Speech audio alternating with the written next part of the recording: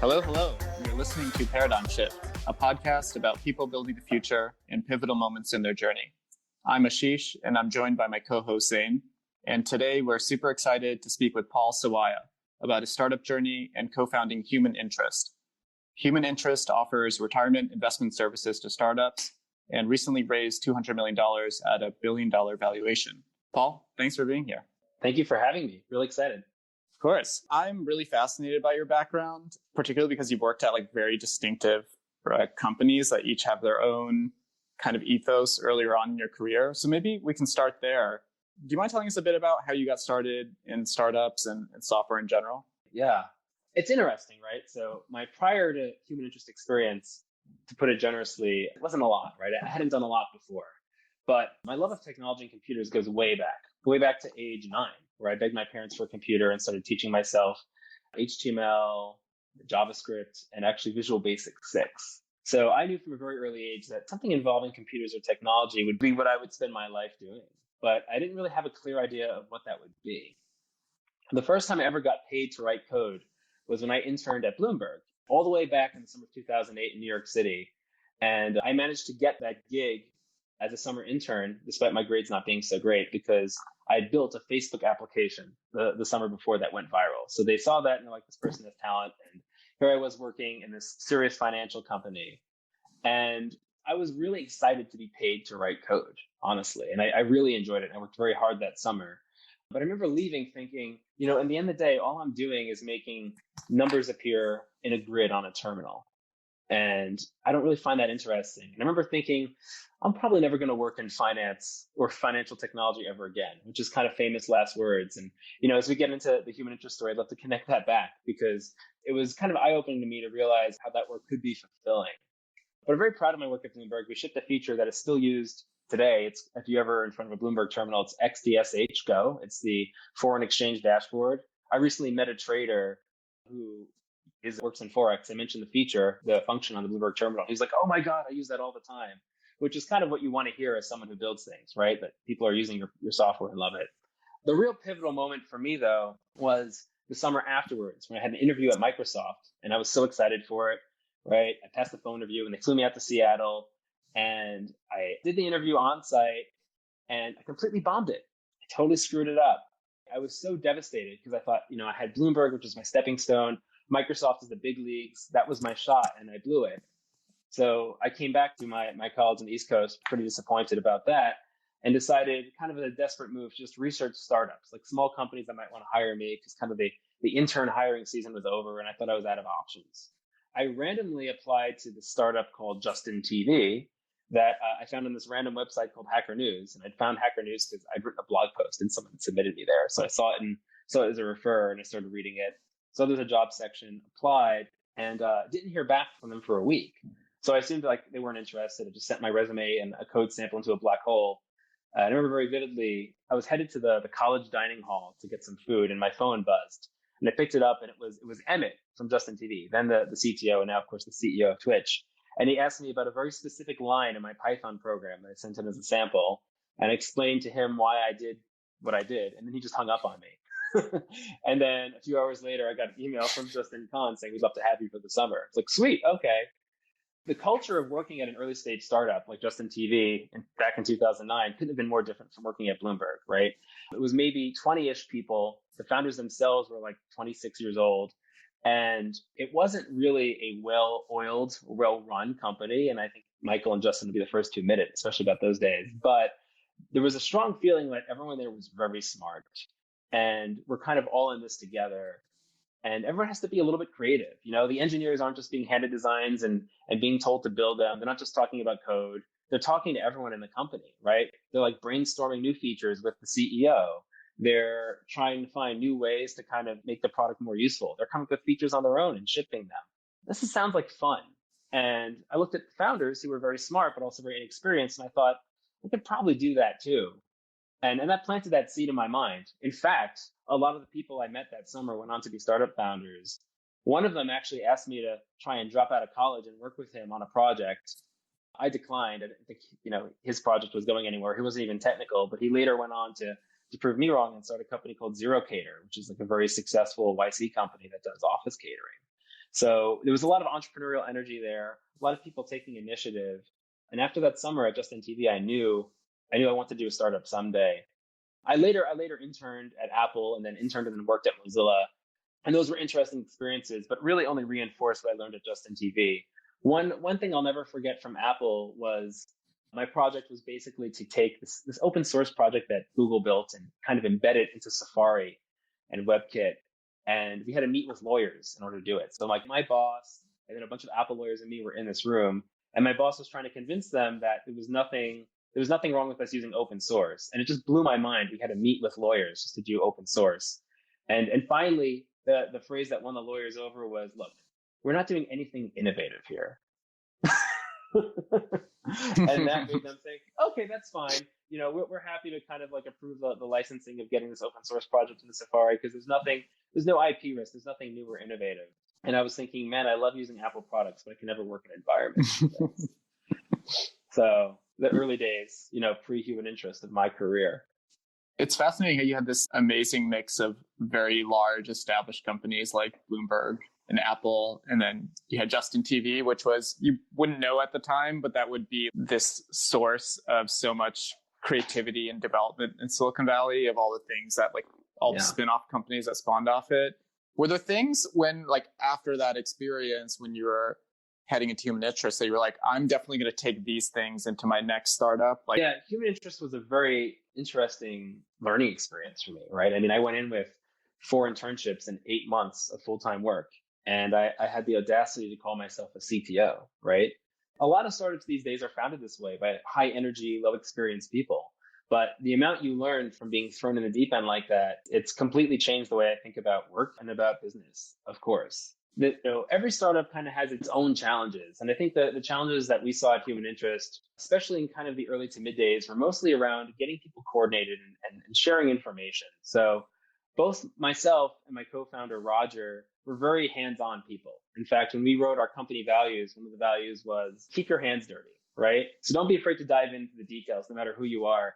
And we really lived that value. Like, even when it was way too big of a company for us to be doing this reasonably, we were still like, I was still like reading code reviews. You know, I was still writing code. I was still on the phone doing first call with engineering candidates. Roger was still deep diving into operations with individual operations associates, talking to sales reps and individual calls. And the biggest takeaway I learned from that is you can't succeed in the early days without doing that. Like, you really can't outsource finding product market fit. You can't outsource the basic engineering in the early days. You have to get your hands dirty. But then, as your company grows, you can't succeed unless you stop doing that. And seeing that shift, where what was doing or what worked to get us to a certain point wouldn't work going forward, really left an impression on me. And when I think about my next company or my next startup, I'm kind of obsessed with this question, right? Which is, how do I know when to pull back?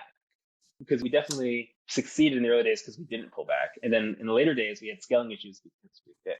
Let's dive into that a little more. So zooming out a little bit, what got you to work on human interest? So human interest, for folks who don't know, makes it easy for small businesses to get affordable 401k plans. Maybe you can tell us a little more about what it is and how you sort of got connected to that problem and what inspired you to work on it. Well, Human Interest, it's a great business. So I meet Roger Lee, who'd be my co-founder at Human Interest. And just to set the stage here, I had kind of spent 2 years kind of in the wilderness, right? Trying to start a startup, bouncing between ideas and co-founders, running out of money, doing contracting engineering gigs to get my bank accounts back up, and then going off and trying to start companies with other people. And after 2 years of that, I was pretty down. And I think the thing that really connected for me was the fact that, you know, I've been writing code and programming since I was 9 years old, and I was so into the idea of building things. I loved it, right? But I hadn't really built anything that people used. And I remember thinking at that point, maybe instead of working on projects that I thought were interesting to me, kind of things that are sexy from an engineering perspective, like one project I worked on previous was with a friend's startup that was kind of a futuristic kind of spreadsheet on the iPad, which is a beautiful demo, but really didn't solve anyone's problem. So instead of doing things like that, how can I actually solve problems for people and make their lives better? That really coincided with when I met with Roger, because he kind of showed me the current landscape of 401ks and options for small businesses. So if you're a small business today, you probably don't offer a 401k. I think the stat is companies that are 100 employees or fewer, of those, 20% of them offer a 401k. which is a huge tragedy because the 401k is the best means we have to save for retirement as Americans, right? Social Security will not be enough, or maybe won't even be there at all for us. IRAs are great, but you can't contribute nearly as much money as you can to a 401k. Most people don't know how to set them up or just don't set them up. So 401k is kind of the social safety net for retirement for Americans and has to be procured through your employer. Employers don't want to set it up because there's a lot of manual data entry. Like you add someone to your payroll system, to add them to your 401k, first, last social security number, hire date, salary, all of that. Some leisure company, you have to upmark them terminating your 401k. Every time you run payroll, you have to drop a payroll file into your 401k. And then also just at the end of the year, there's a lot of compliance risk in having a small business 401k plan. There's a lot of risk that you may owe a fine or an extra contribution on behalf of your employees. And a lot of small business owners really didn't know how to think about that risk because the person running HR or benefits at a 5-person company is the founder or is the small business owner. And they don't really have time to run a benefit like this. So human interests innovation, our main contribution was basically to just address all those needs with software. So we integrate with all the major payroll providers, right? We automate all the compliance work and do it paperless for all of our customers. So now a 2, 3, 5-person company can set up a 401k with a click. And we have customers now that have over 1,000 employees. So we're happy to grow with our customers. And that I think that was the insight, right? Expanding the market of 401ks rather than just trying to be yet another 401k provider. It actually holds up too. If you look at our customers now, 75% of them have never offered a 401k before using human interest, which I think validates our thesis, right? We can make this really easy to set up for companies that thought they were too small for them, and it works. So that's kind of human interest. So it's such a tragedy to think about how so many businesses in the country, small businesses that sort of employ like a vast majority of like the folks in the country in aggregate, just didn't have 401ks. So it's such a huge and important problem you guys are solving. But why is that? Why did the market not have a solution for it? Like, how did we end up in this state where big companies offered 401ks and the smaller guys just didn't have a solution or like an economic model that worked to make this available to their employees? Because the old guard of 401k providers, great question, by the way, like coming at it from first principles, there's all this opportunity, there's all these small businesses. Why aren't their needs being addressed? And the answer is these traditional 401k providers aren't software companies, right? And because they aren't, when they sell you a 401k, what they're really selling you is manual labor. They have people on their end processing contributions, doing the record keeping work. And then they actually expect people on your end to do a fair bit of work too, because they assume you have an HR department. So the products are priced accordingly. They're pricing in human labor, which means they're too expensive for small businesses, or they're affordable, but there's too much work foisted on the small business. All of that work can be automated away with software. And we did it. We automated the record keeping piece and the payroll piece. And suddenly it became a viable option again because we thought like a software company. I consider human interest to be part of this broader trend of companies that take benefits that are really only available at big companies traditionally, right? Like Google or some top law firm, and make them available for small business owners. And I think that's terrific. And it makes me really happy to see this trend. Roger, I think, sort of found this problem to some extent and pitched you on it. How did he find it? Was he working at a small business? Was he at a company that faced this? Like, what was sort of like part of that discovery process? It's a good question, and I get asked this a lot, right? Did I just wake up one morning and decided that I want to spend the next 5 years of my life fixing retirement for small businesses? And I'd love to say yes, right? But it was incremental. So Roger has always been a big investing geek, and he kind of talked to me about the issues people have managing their 401ks. So we went with that, kind of a different version of the company at first. Our initial idea was kind of a B2C 401k advisor. So there's this company called Future Advisor, which kind of did this in brokerage accounts. We were going to do the same for 401k accounts. We worked on that for a while, and then we found out that basically charging money for what we were doing would be very difficult or impossible. And that's when Roger realized that actually his experience of 401ks wasn't just on the investment side, but also the administrative side. He was COO at his last startup. He ran the 401k plan. And he said, wait a minute, maybe instead of marketing to consumers, we can market to businesses. And it's a win-win because we're expanding access to the 401k by getting businesses that otherwise wouldn't have it to offer the benefit. Plus, from our point of view, we're acquiring customers a company at a time, right? So instead of going out, reaching out to individual customers, running expensive marketing campaigns, we're just getting them 5, 10, or 20 at a time. And if you look at actually a lot of fintech companies, particularly the ones that aim to do good by improving people's spending habits and encouraging them to invest, from the investor point of view in those companies, they're very difficult because of all they spend on CAC and B2C acquisition. So by basically going straight to businesses, we had guaranteed ourselves a more scalable business, one that could actually fulfill our mission of helping everyone have a stable financial future. And that was the insight that really brought us to what human interest is today. So correct me if I'm wrong, but one of the reasons like this market was underserved was because traditional companies that offer 401k plans had these very like human heavy, sales heavy processes, and they kind of had, high cost structures. It was hard for them to serve these smaller customers who were very price sensitive. You guys figured out how to sort of go to market through like a web first, tech first, lower cost product, solve some of these problems so you could bring on these smaller businesses. But what were the economics like? I imagine it was still kind of hard because you probably had a bunch of really small companies, and you don't really start making money till like the savings grow over time, right? So it's kind of like this, it compounds really nicely over like a long time. But those early years, I'm sure the economics were a little tricky. So help us understand what you found and how you guys tackled some of those challenges. It's funny because in the early days, we were thinking about how we could price our business so that we don't run into that problem, right? I remember we were in YC office hours with the YC partner, Aaron Harris, and our first thought was we're going to be free for employers. We're not going to charge them anything. We're just going to make all of our money on assets. And yes, it takes a lot to compound, but once it compounds, it's great.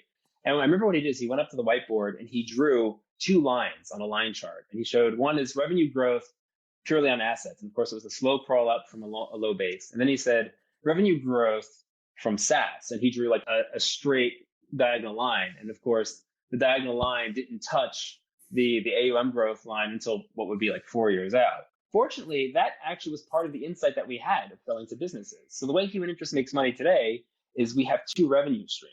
We charge the employer immediately a monthly fee. They can also pay it annually. And then we charge essentially the employees, the people who hold the assets, a very small asset-based fee. And by having both of those revenue streams, it actually helps us achieve our mission. The SaaS fee that we charge small businesses, that addresses marketing costs very quickly, right? We can pay our salespeople commission. We can pay for our Google ads. We can pay our partners, because actually a lot of it is partner-driven acquisition now, and that's great. Meanwhile, having that jolt of revenue allows us to charge an assets under management fee that's very low compared to most 401ks, especially small business 401ks. Some of them are in excess of like 1.5%, like almost getting to like VC 2 and 20 levels, which is, I would argue, almost criminal, given the sort of people that are saving in retirement accounts and the investments that they're making. So we charge a much lower fee than that. And that allows us to see account expansion, that kind of compounding you talk about over time, which in turn allows us to offer better customer support to our plan participants, but without having to charge the high fees. So that kind of these two revenue streams are really what makes the business scalable and actually a good experience for our customers. And obviously we've had competitors that have tried one without the other. There are definitely 401ks that try to remove the asset-based fee. Turns out they can't scalably offer great customer support. There's a few companies that tried doing it without just purely charging participants and nothing else. And of course, they end up charging participants a lot, and they have trouble getting off the ground because they can't pay for marketing. So the two revenue stream approach is really what made us a success. So it was cost structure innovation through software and automation. There was this go-to-market innovation through like a self-serve portal and partnerships. And there was this business model innovation around the SaaS fee and the investment commission as well. And, it's small businesses, they're always pushing back on fees. So I can kind of see why a lot of your competitors might not have had 2 revenue streams from day one, but sounds like you guys doing that was a big part of the unlock. One more question on that. How did you guys tackle learning about the space? Because it's kind of like a high regulation, a lot of like process, and it's sort of like administrative stuff. There's a couple of like 20 somethings, you're probably in your early 20s going up against this, really complicated industry, like, which is almost like 7-8 years ago now. How did you guys sort of get up to speed, and how did you like work through some of those regulatory and like, compliance type of questions? It's funny that you mentioned the fact that we're just some 20 somethings, because literally I remember early customers would go to our about page and they'd see 2 fresh faced young people and they'd say, why should I buy a 401k from you? You have no industry experience and you look like my sons or something like that. A lot of it on the sales front was learning to brand ourselves in a way that was trustworthy and showed competence, right? And the way we did that and the way we dealt with all that regulatory and compliance stuff in the early days is we worked with a third-party administrator. So for the first couple of years, we were built on an external firm that kind of managed the back office of 401ks for us. And they've been in the industry for a long time. And we would pitch our customers saying, you're not really trusting us so much as you're trusting them. They hold the money. We're just building the nice web-based software. And we did that for a couple of years, kind of just to teach ourselves the industry, And we were an early stage startup. We couldn't hire, a head of compliance from the industry. We couldn't hire a record keeper from the industry, an operations person from the industry. And after a couple of years of that, we really learned the nuts and bolts of 401ks, and we'd grown enough that we could raise enough money to hire those people. And at that point, it became time to build on our own platform. And that was a big project that I led at Human Interest, was building what we call Wayforth. It's an internal code name for basically our internal record keeping software and the organization that supports it. So we started that with 2 engineers, and then I hired someone who'd been a 401k record keeper all her life, who was just very entrepreneurial and knew the industry as being very stodgy, but also, she had an engineering degree and was kind of hungry to shake things up a little bit. And we built our own record keeping software internally, which many people in the industry said, don't do it. We chatted with people that were going to license us software. They said it would be a bargain. It would only be like $200,000 or $300,000 a year for the first handful of plans. And then, you have to buy an Oracle license on top of that. And it runs, it's written in Visual Basic and runs on Windows, but it's rock solid. And I considered it, but I looked askance at it and I said, now that we've spent 2 years learning what we have to do to be a 401k provider, what our responsibilities are, we need to continue with one of the base insights of the company, which is we're a software company. We build our own software. So today, virtually all of Human Interest customers, there's a handful of holdouts for complex reasons, but 99% of Human Interest customers run on our own infrastructure. And the moment we flipped that switch, we noticed a lot of really great things. Our customers had a better experience. Their contributions were processed much faster. We noticed that actually we were spending less money on support, which is great. It turns out, you would think that if you lose a third party that has support people and you bring it in-house, you have to pay a little more in support. But it turns out we're actually paying people to do coordination between the two organizations. So simply moving it in-house actually reduced our support costs. And now we have a scalable technology platform to serve thousands of 401k customers, thousands of businesses and, tens of thousands, soon to be hundreds of thousands of individuals.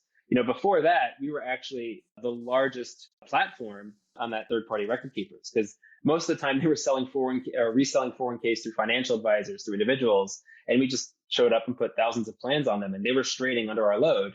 And now we can set our own destiny. I think you see a lot of fintech companies do this, actually build on a third party and then move it in-house. Mm-hmm. And we were able to execute it with the pressures of growth that startup always has, and with all those other kind of startup headaches. And it was really inspiring to see the team pull together and do that, because it basically set the company up for its next stage.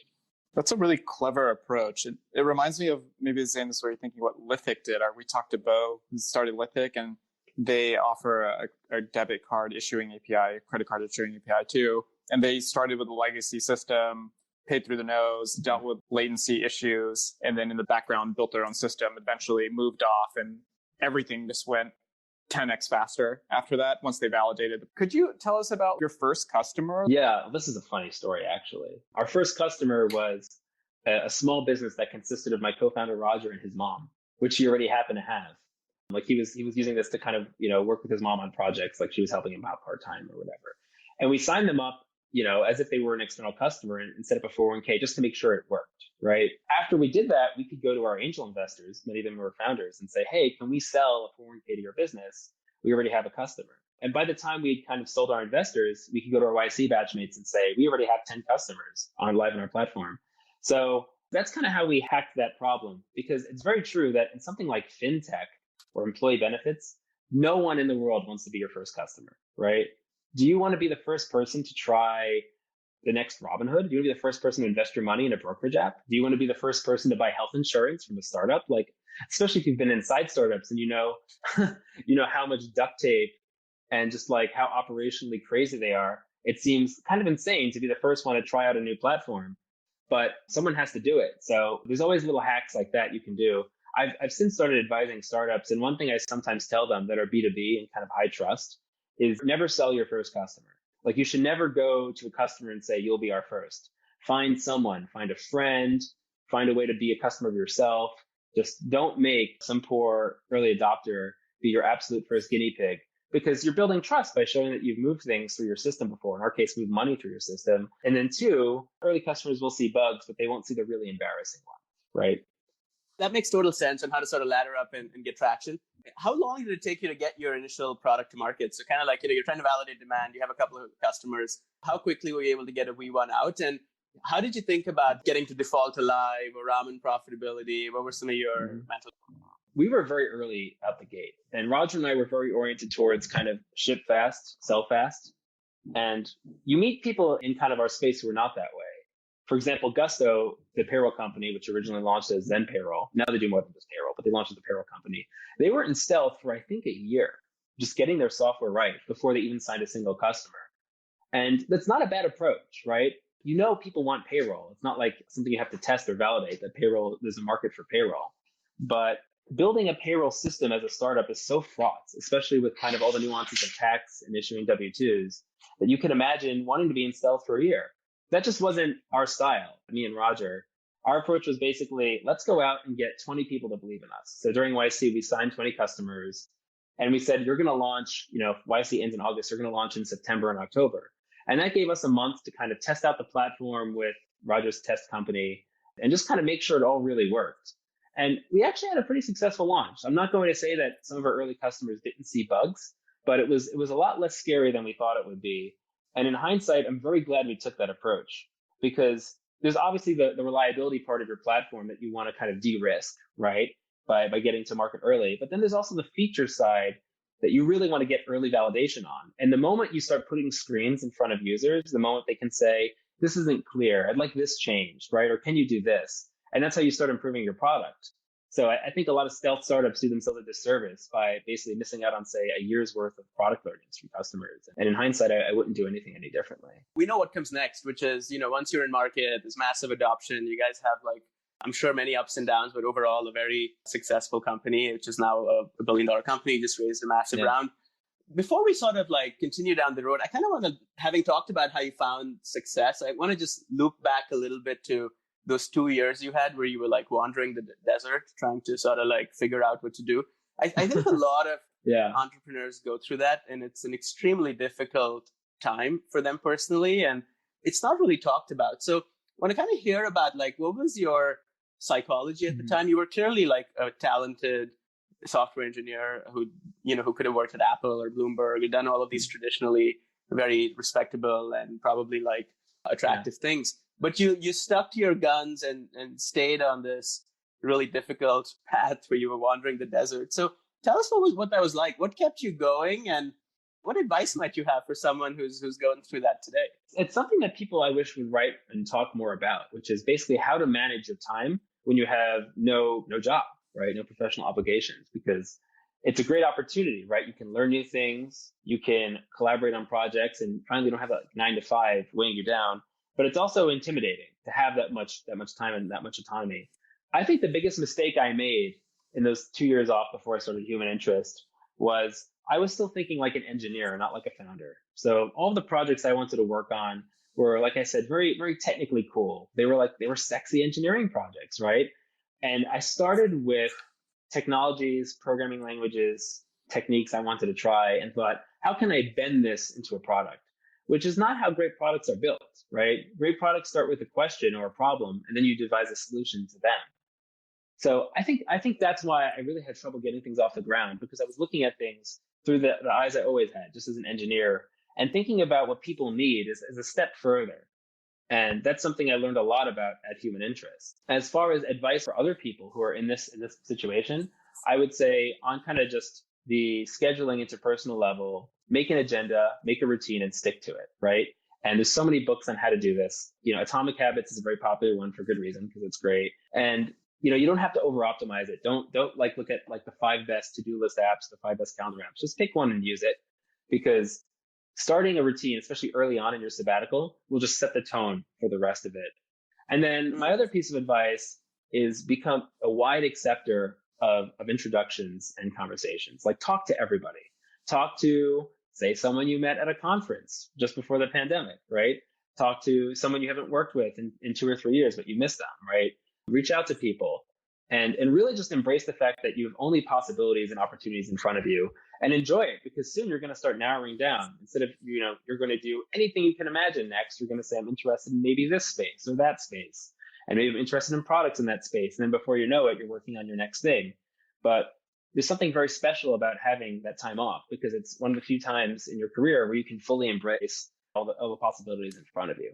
I really like the part about enjoying it because you're right. Like once you narrow down an idea, it's like full on execution. It's a very unique phase to be looking at various problems and being open to new experiences. Human interest is in so many ways is like the poster child of a company, right? You found the problem early on. You had this solution to get to market in a fairly efficient way.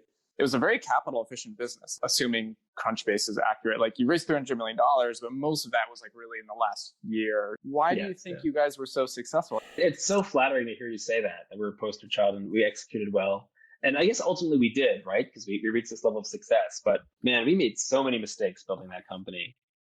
And I just want to say that on the record so that other entrepreneurs listening to this know that, right? That you can make a ton of mistakes and still build $1 billion company. I think it's more about getting the important things right than every little thing you get wrong. The important things we got right, as we discussed, with the business model and the opportunity. So we chose a large market and we chose a business model that actually allow us to address that large market's needs. Other 401k companies that chose different business models have failed. And then actually in 2015, if you want to, it's almost a natural experiment. I mean, obviously, we had certain advantages being a YC company and so on. But in 2015, I remember there were like maybe as many as 8 401k startups in the mix, including some that like I've only heard about once or twice. But it was kind of a time to start a company in this space, especially after the success of companies like Zen Payroll turned Gusto and then Zenefits. People were just thinking, let's just take every HR benefit that small businesses can have and basically do it with software. And so there were a lot of 401k businesses, and us and one other really are the only 2 interesting startups still around. Like I said, I think the pricing of the business model was a big part of it. Also, the go-to-market was a big part of it as well. Today, something like 80% of human interest customers, definitely the lion's share, come through partners. So we have a sales team, but we also have a partnership team. And actually, the partnership team is kind of our secret weapon. They'll go out and we have partner account managers all over the country. Not necessarily in every state, but we have them in the Northeast, in the Southwest, right? They're sprinkled all over. And their job is to work with payroll companies, HR companies, right, of all sizes, benefits brokers, and get to know their sales team and basically help them close clients by also selling human interest. So we act as kind of a support. Maybe you're a payroll provider trying to close a new client or trying to renew a client, and you want your offering to be more sticky. Well, you can actually send your client over to human interest, and we'll sell them on your payroll offering as well as our 401k. And getting that right allowed us to reach more customers rapidly and cost effectively. Direct acquisition is great, but on the internet, it can be expensive, and it's also hard to notch up and down. We were at a point where we felt like our sales funnel was almost perfect, right? When customers came into our funnel, they would always talk to a salesperson at a very high rate. Once they talked to a salesperson, they would close at a high rate. Then they would launch their plan at a high rate, and they would churn at a very low rate. So it's like this business shows a lot of signs of having product market fit. But we were lead constrained because at one point we were getting most of our leads through inbound, maybe through our blog and SEO, maybe through SEM and paid ads. We weren't able to grow as fast as we wanted to. It wasn't until we set up a real partnership program in the company that we really were able to step on the gas, because everything downstream of new leads worked just fine. We just had to find a way to generate new leads rapidly. And partners were happy to send us over like much of their existing client base because we were making them happier with their offering. So that's really how we stepped on the gas pedal. That's another thing we did right. And then I think the other thing that we did really well is we really embraced the tech side of our business early on. There are other 401k startups that were kind of maybe outside the Silicon Valley ecosystem that would tout things like low fees, but they wouldn't really put the effort into doing the payroll integration part well. They wouldn't put effort into the compliance part well. And I think they kind of like used a lot of the marketing and language of these new robo-advisors and said, that's us too. And it wasn't enough. You can't just paper over the stuff with marketing. I think one thing I learned in human interest is that there are structural things in the 401k business that make some businesses succeed and some fail. And if you go out into market basically promising the world, but you haven't structurally made it so that you can pay for customer support and operations, you're not going to last, and your customers are going to have a bad time. I'd say it's actually borderline unethical because you're promising people a retirement savings plan, right? And you're running the risk of going under as a business in a few years. We're all okay maybe with riding Ubers or DoorDashes or getting DoorDash deliveries where they're subsidized by VCs, knowing the price is going to go up in a few years. But for retirement savings plans, running at that kind of loss where you're losing money on each client, I would say is borderline unethical. And we saw companies try that and fail. One thing that really jumps out at me there that's a little counterintuitive is how to have a successful integration and partner strategy, you really need to help sell the person's product who you're integrating with. And you guys, like your pitch is kind of, hey, integrate with us and like we'll help you improve conversion and sell more. And I think a lot of people that pursue integration strategies today, I see a lot of startups do it. I'm not sure they quite like have internalized how important that is for that channel to be successful. So I think that's a really great non-obvious insight and takeaway. One other thing that jumps out at me, just like looking at your website and having talked to some of your sales reps too, I almost bought your product for a company. Ultimately, we went with. So this company was a spin out of a bigger company. And so they had like a legacy provider through Fidelity. And so we had a plan in place through Fidelity. And I kind of wanted to move to your product because you had lower fees, it was 0.5%. And it was like much more employee friendly and human friendly. But these transitions are always hard. Like switching 401ks is a giant undertaking. And so we decided to kick the can down the road to the next cycle. And I'm sure you've seen that. And part of like your success is attributed to the fact that you were going after like a market that didn't have a solution in place. The point I was trying to make is I think you're like a lot of legacy players are quite predatory in their model and it really stinks. And like your branding around sort of you being human centric, being employee friendly, I think that's been like, at least from the outside in, I perceive that as like a huge differentiator. And I think you guys have done that really well. It's true. I mean, there's a lot of shady things that you see in the 401k business. There are 401k providers and advisors that constrain the fund options in a plan to funds that have a high fee, and then they themselves receive kickbacks from those funds. And that's actually legal. It shouldn't be legal, but it is. It's possible to offer a 401k without being a fiduciary of the 401k, for example. So, we see ourselves as kind of part of the trend of just cleaning this stuff up. And the nice part is if you actually approach this market in a progressive way, using technology first, you can make a ton of money and also do right by people. I always said that the great thing about this business model is that people, like money appears in people's pockets almost by magic, right? Because we're still making money as a company, but our customers are paying less. And of course, that dividend comes from technology and cutting out middlemen like advisors and these kind of like ridiculous mutual fund fees. So switching gears a little bit. So we know you recently transitioned out of human interest and are taking some time to figure out what's next. So tell us about what's next. What are you working on? What are you excited about? And where do you see opportunities? And what do you think the future looks like for you?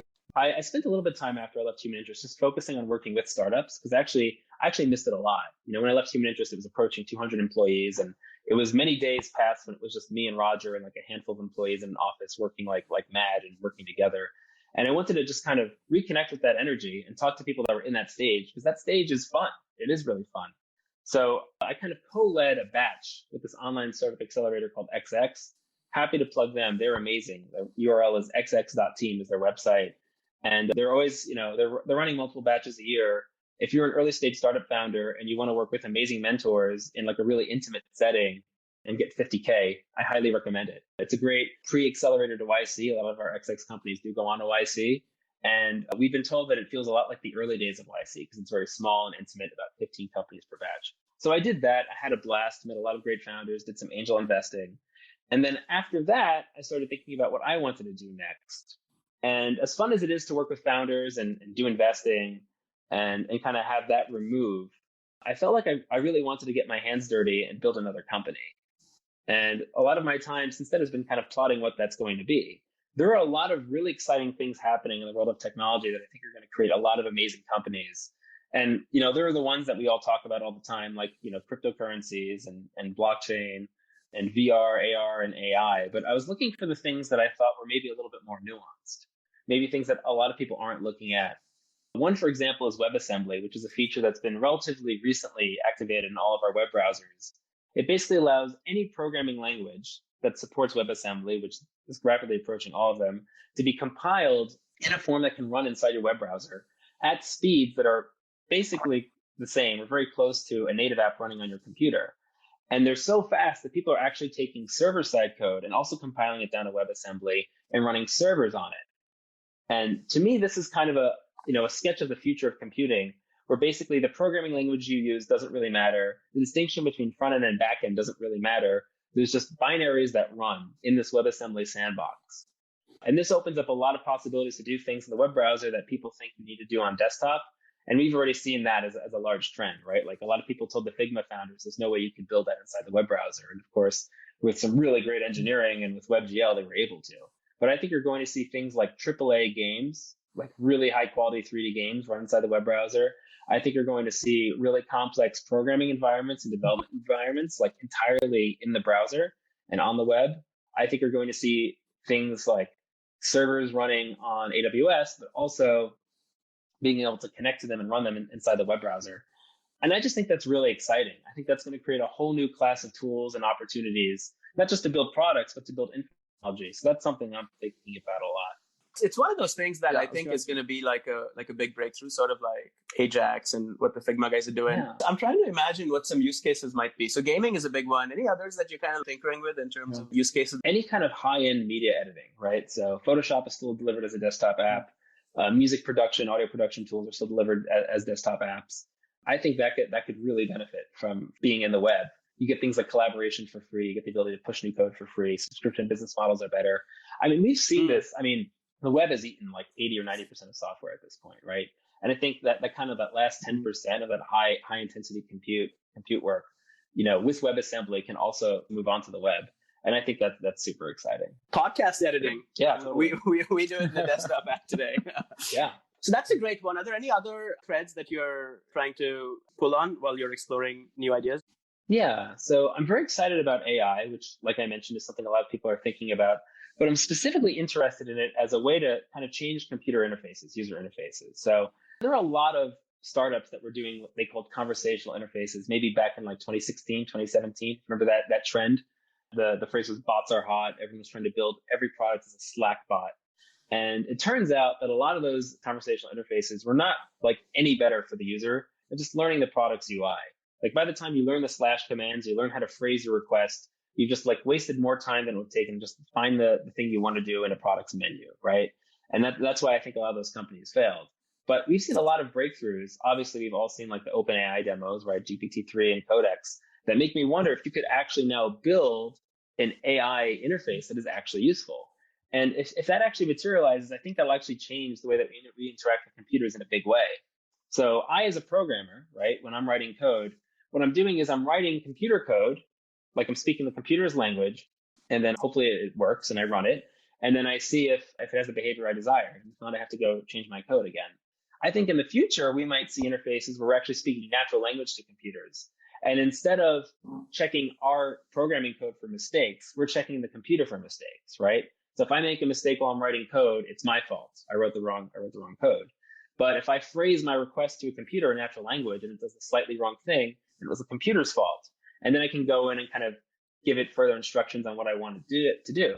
So you could imagine something like a spreadsheet. I mean, I've seen really intricate and complex spreadsheets at human interest. Like our business model in Excel is like 10 tabs and it's incredibly intricate. I could imagine a world where some AI has an understanding of the spreadsheet, and I could just say, hey, what was our logo churn for July, August, and September? And then also give me that number, the ratio of that number to the same last year, month to month, right? The information's contained in there. I could do that calc myself by digging into the numbers. But if a computer had enough understanding, it would be a big win for me to just ask that question and get it out. And I think we're now getting to the point where the technology can support that. So another thing I'm thinking of is I'm looking at software and I'm asking, if the software has a really complicated user interface, something that would take me months to learn, is there a way that AI could simplify my learning of the tool? Could I just ask the question and then check the computer's understanding of my request rather than trying to make my mind understand how the computer thinks? That's really cool. I mean, you mentioned this when we were talking off the podcast earlier, how Office has like 1 million features. Okay. And like I worked at Microsoft for a while and I know that the sort of stuff people would ask the team for was stuff that already existed in the product. It's like, hey, I want this feature. And it's like, this feature exists. You just didn't find it or don't know how to find it. And so having a AI for that sort of discovery sounds really interesting. With spreadsheets, I'm always Googling how to do a pivot table to do some weird thing. And it's never quite great. And so the AI-driven interface sounds really interesting. Yeah. So how are you sort of approaching that? I'm doing lots of prototyping and I'm trying to work with people in kind of low stakes collaboration-y ways. Like Instead of saying, let's sit down and talk about starting a company, I say, why don't we work on something for a week together? And the only goal is to learn something or to build something cool, right? And that obviously has the benefit of helping you potentially meet new co-founders, but also just to learn from new people. And I think that's a really great way to spend kind of time in between things, just to build lots of little things. There's something really nice about being able to build something to throw away. You don't have to spend all of your mind thinking about, legacy code. How's this going to be supported in the future? Is this UI really going to scale? And you get to focus on the one thing you want to learn. That's another thing I think that allowed me to get good at programming when I was young, is that I was pretty prolific. I was always building lots of little projects. And it's been such a treat after being, CTO of a large company and not really doing any coding, to be able to just kind of code up little things again, right? And to play with individual things like the OpenAI API that I want to learn about. I think that's a great way to learn and explore. Paul, shifting gears a bit, we have a few questions that we ask every guest, and we can jump into those. The first is around superpowers. Everyone has a certain set of skills that they're eerily good at, that it feels like play to them, but it's work for others. People over the course of their career kind of learn to develop and identify their superpowers and lean on those. So I'm curious to hear from you, like, as you start this next chapter, what are some of the superpowers that you've noticed in yourself that you're trying to leverage? Well, it's a very flattering question, because I think actually a lot of what I did after human interest was reflect on the things that I'm not so great at. So now I get to reflect on the things that I feel like I was uncommonly good at with my superpowers, which is nice. I think one thing I've shown myself, at least, to be very good at is to kind of enter a situation with a lot of ambiguity and find a path forward, right? Like, we were in a place in human interest where we were realizing that we needed to move off of that third-party record keeper. We had to build our own internal software. And it was overwhelming. Like, we had to go out and investigate existing software packages, see if they were any good. We had to design our own. We had to find custodians to partner with. Which custodian should we do? And I'm really proud of the fact that I was able to just spend a few weekends thinking and writing docs and coming up with a go-forward plan. I think founders are wired a little bit different from most people in terms of their skill set. And there is totally a startup founder skill set.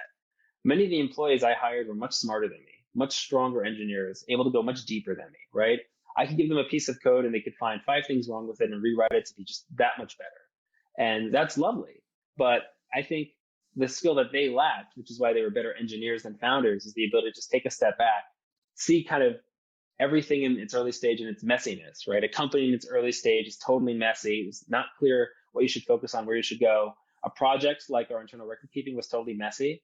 And identifying a path forward and learning to adapt is a totally different skill that I happen to possess. And I think that's something where I've learned I want to put myself in situations where I could use that skill, which is why I would make a very bad kind of software engineer at like even a medium-sized team. Like, personally, I would not hire myself to be engineer number 20 at a startup, but I might make a good founder of that same startup. I think learning what you are and not are and aren't good at is also a great way to build rapport with your employees, as kind of a side point. But when I got to a point where I realized I wasn't the best coder in my company, but I was really good at getting things started and keeping them on track, I had a much better relationship with everyone in the company. And actually, there was a really strong mutual respect between me and my VP of engineering, who came from this really, impressive background. He managed 70-person teams. And we got to a point where we knew what we were both good and bad at. And that allowed us to work together very effectively. So I like thinking about superpowers as a general thing. I think it's helped me out a lot in my career. I love that. Yeah, self-awareness is so fundamental to figuring out what you should be spending your time at and what your weaknesses and strengths are.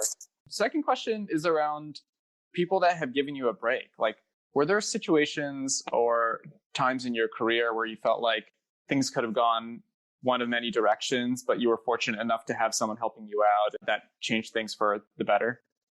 Oh, absolutely. I know I consider myself to be incredibly lucky to have met the people that I've met. Like, so many people come to mind when you ask me that question. I mean, going back in reverse chronological order, Roger, my co-founder, had already started 2 companies. And, he took a bet on me as his co-founder, and it worked out really well. But I'm sure he could have had access to someone a little bit more experienced. But I think he saw the talent and the drive, and also the fact that we worked really well together. And he took a chance on me. I took a chance too, right? Starting a company with anyone is a bit of a leap of faith. That worked out really well.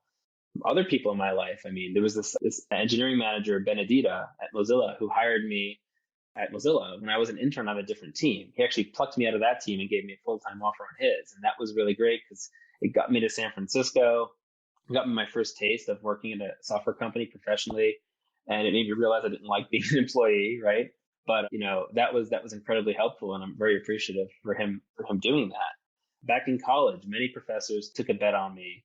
I went to this kind of unorthodox school. It's called Hampshire College, where the classes you take at the school have no grades or no majors, but there's not much of a computer science program, so you can cross-register at neighboring schools.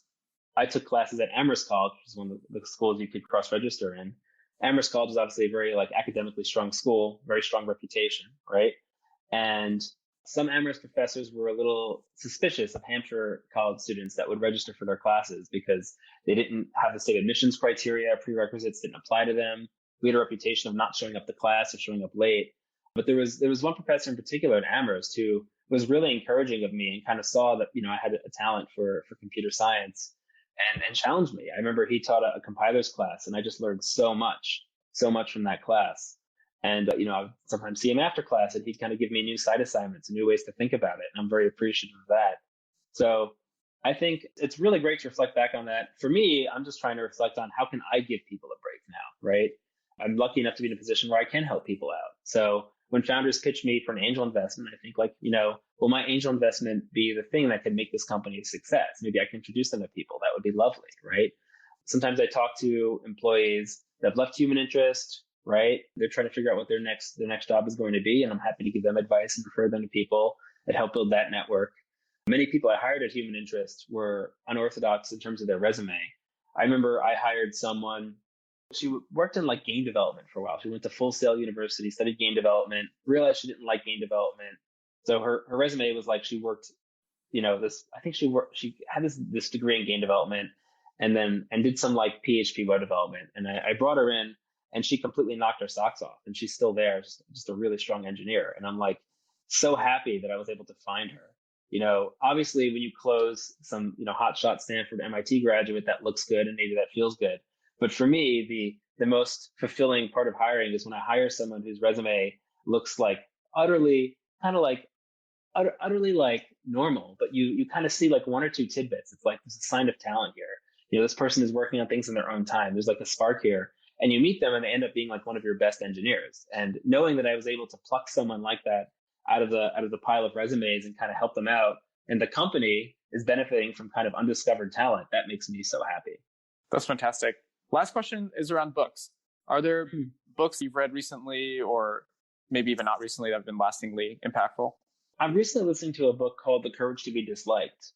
I don't know if you're familiar with this one. Love that book. Right? I've read it twice. There you go. It was recommended to me 5 times. I'm okay, I gotta read this book. There's clearly something here.